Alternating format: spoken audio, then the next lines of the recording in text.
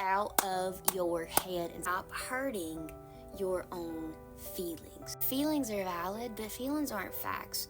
And you can't live from your feelings. It is going to mess you up.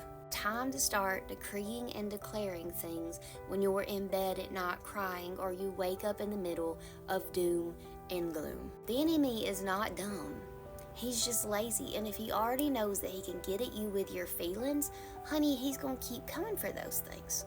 Before you know it, you'll be laying in bed at night wondering if so-and-so even likes you, or what if this, or what if that, or what if your job goes away, or what if nobody ever calls you back for the job application. And before you know it, what have you done? Hurt your own feelings.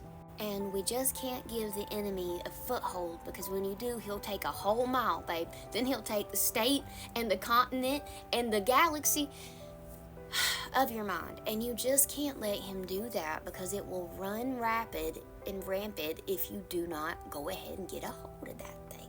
Some of y'all forgot how y'all used to beat up your little siblings, right? That's how you need to go with the enemy, not your little siblings. And everybody's just laying in the bed crying, admitting defeat and hurting their own feelings, but you don't have to. You don't have to. You start decreeing and declaring that is not true.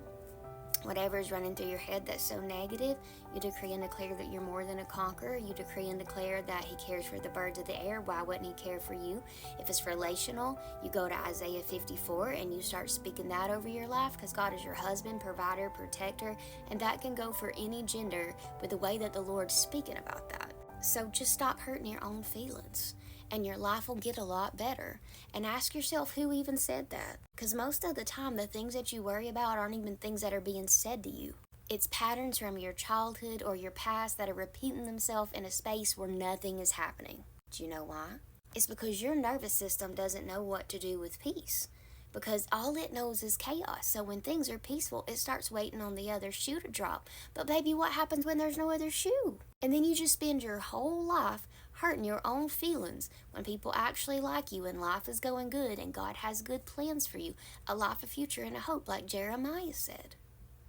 You just got to start believing that God is who he said he is, and you are who God says you are. And stop hurting your feelings, because the devil is using you to fight you. And if you think about it long enough, you'll get mad about it too.